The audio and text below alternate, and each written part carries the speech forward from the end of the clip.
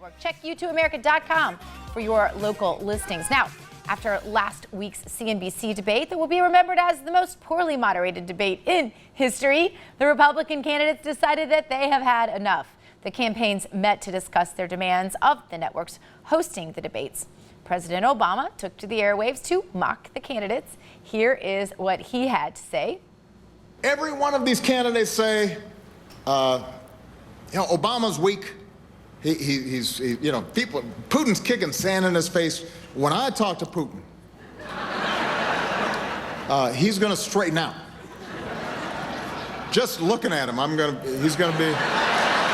And then it turns out they can't handle a bunch of CNBC moderators. Well, Donald Trump didn't wait long to fire back at Obama. Here's what he had to say on Good Morning America.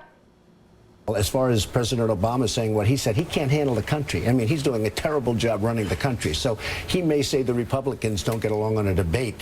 And it's not us. I mean, we're being asked very rude questions, many of them directed at me, to be honest with you. But he's having a hard time. Not a hard time.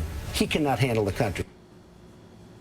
So our poll question today asks this: Trump, Carson, and other candidates are demanding changes to the presidential debate process. Do you think it's ridiculous, reasonable, whiny, or about time? And somehow I added funny in there before, but that's not even there. So here to discuss this and other trending political topics is John Hawkins of rightwingnews.com. John, welcome back to the show. Good to have you. Fantastic to be with you again, Gina. All right, John, are the candidates being whiny or reasonable? What do you think? First of all, it's amazing to hear those people just laughing right along when he's talking about Putin. Putin is just beating him. The last time a black man was beaten like this by a Russian was during, what, Rocky IV? When Apollo got beaten up by Dolph Lundgren. It was horrible. And they're out laughing along. It's amazing. And the Democrats aren't even doing a debate on Fox News. Think about that. They're not doing a debate on Fox News, and they're complaining. So, yeah, I think they should be out there complaining about what's going on. And I wish they were coming up with something more effective. I looked at their list of demands, and they want to know what the temperature is in the building. How about getting some better moderators in the first place? Well, I'm sure that better moderators might be part of that, but I think the next one's going to be hosted by Fox Business, and I think that's pretty reasonable, and those folks are pretty reasonable over there. I tend to frequent that network myself sometimes.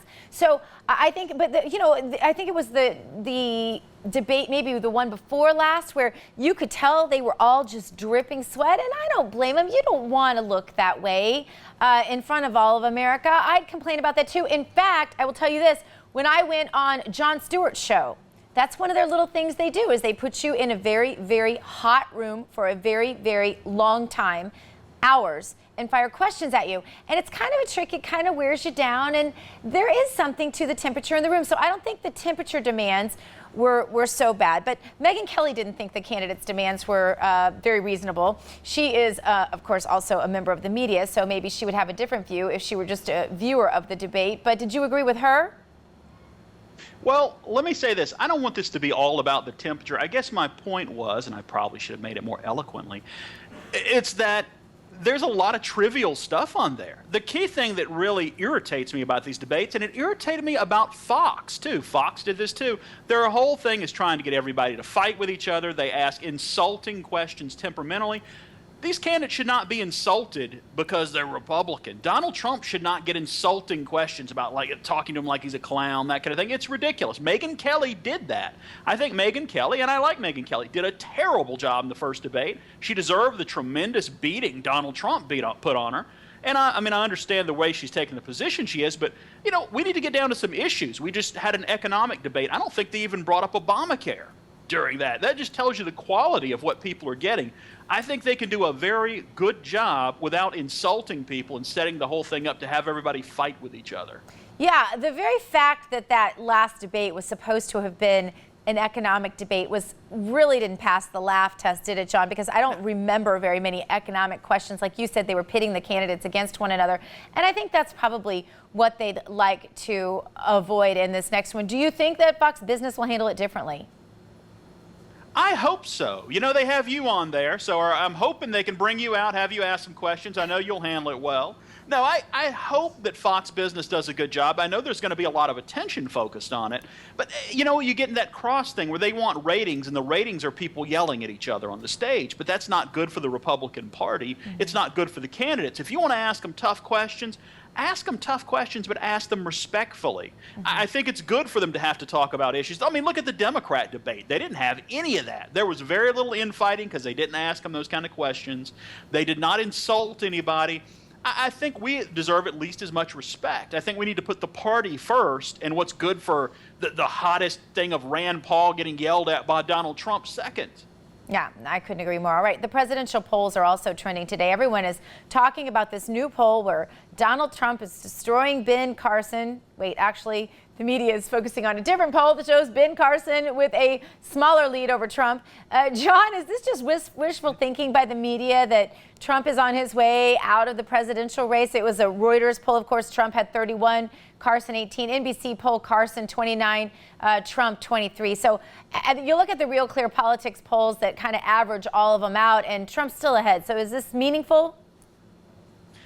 Well, it's the polls that don't show what everybody thinks the other polls show are the ones that get all the attention. It's the outliers that always get the most. And plus that theme, Trump's on his way out, they've been saying that for like 4 months now. So, I mean, eventually they may be right. Maybe he will be out. Maybe there'll be 5 polls like that. As of now, I would still say he's probably in first place nationally, first place everywhere except Iowa, which is not really a good fit for him. So, I don't know. We'll have to see what happens. But, yeah, I wouldn't put too much stock in any one poll.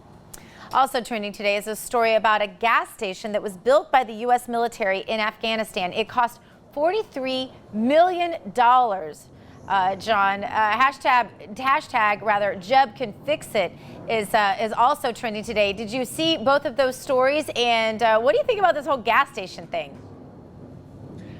I think, it would be nice if maybe we built it with their oil money. Why don't we ever do that? They were accusing us of doing that when we went in, but it didn't actually work out that way.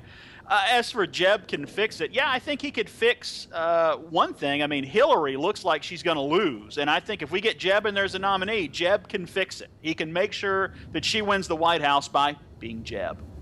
Well, we'll have to see about that. John Hawkins, you can find him at rightwingnews.com. Thank you so much for being with us. Gina, thank you for having me on. I appreciate it. All right. Don't forget to go vote in our daily poll. But first, I want to show you this.